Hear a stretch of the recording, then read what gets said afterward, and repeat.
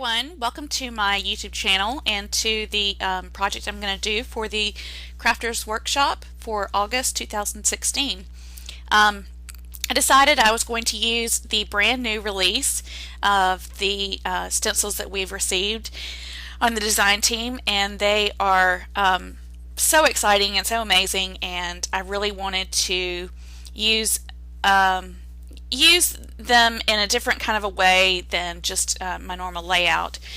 So I've been thinking about using a lot of the backgrounds, and was inspired by a couple cards I had seen on I believe it is Jennifer McGuire's blog, and she had done some stenciling or just coloring in the background and then had these die cut whole words or phrases in front of it mounted on top of it for the card. So I thought I would do the same thing. I've just got some white cardstock that I cut down to the right size and have scored and folded for my cardstock bases, and that's what I stencil on. And then I had already cut die cut using my silhouette the other pieces with the words and phrases that I've chosen for each of the images. So I've got three I'm going to use. I thought I might use four, but I only ended up doing three. One of them is this sunrise, and one is a giant kind of a circle, not a doily, but it's just a giant sort of circular design, and the other one are some stars from this star and cactus stencil. So I've decided that what I'm going to go ahead and do is to start with this sunrise one. And I use masking tape to tape down the mask to my mat, but I don't tape down the actual cardstock with the masking tape because I was afraid it might be too sticky and it might pull it up. So I use washi tape on one side. And I do this for all three of them to mask them off and just make it a little bit easier for myself. I'm afraid that I would have gone over, and I really wanted it to be clean on the card without having the stenciling going on the back of the card, and I only wanted to have really one layer added to it with some dimensional adhesive, so I didn't want to make too bulky of a card. The only thing I really wish I would have done differently in looking back at this is to really, I should have gone through and used the round applicator from Tim Holtz instead of these daubers. They're great for small areas, but I was trying to blend together, and that the dauber really wasn't big enough, and it ended up being a little bit splotchy and not as smooth of a blend as I really had wanted it to. I have plenty of those round applicators. I was just lazy and didn't feel like going through my collection and through the different, I only have a couple applicators, so I didn't want to have to go through and change for all of the colors, and I just thought I would use these daubers, but in hindsight I wish I had gone back, and I do change that when I go through the other stencils. So I used scattered straw, mustard seed, dried marigold, tattered, well, I don't even know if I use any of the tattered rose, and one of the other orange colors. I had thought I might do orange, like sort of a pink and orange and like a sunset I think would be nice, but I was trying to make this more like a sunrise because of the words that I picked to put on top, the you are my sunshine. So I want it to be more like it was bright and sunny, and I tried to pick images that were going to be bold enough to be seen behind the words, but also be able to see and show a little bit of what they were. And I think this was probably the most successful because the font and the size of the letters are actually really big, and this is a pretty bold pattern in the background. So anyway, I'm going to finish this one up, and then I'm going to do the same thing with the other two stencils. One I'm going to do in a rainbow that was really fun, and the other one I switched it up a bit and actually stencil on the front of the die cut piece with the phrase and stencil the stars on that, and then back it with a solid piece. So I'm going to play you some music and let you just watch that. There's not much more to it than that, and then I will come back at the end of the video.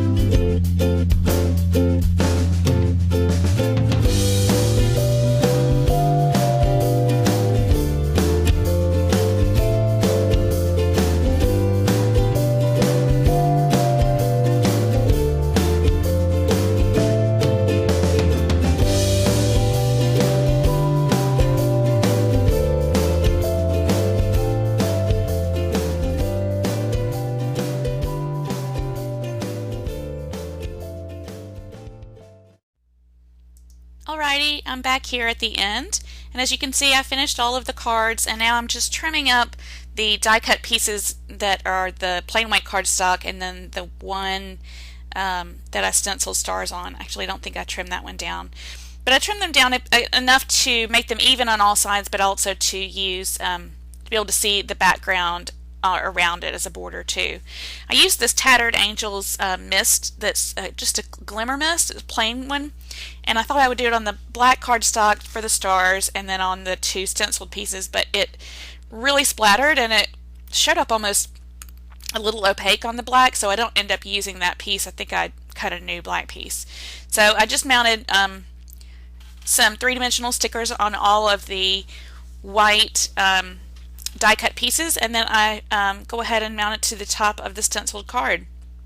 I do that for both, and I did use a good bit of dimensional adhesive, but it really needed it to go with it, and I think these turned out really well. I think they're, I mean, it took a long time, but I think it shows care, and and I think they ended up looking really, really good. So I used this.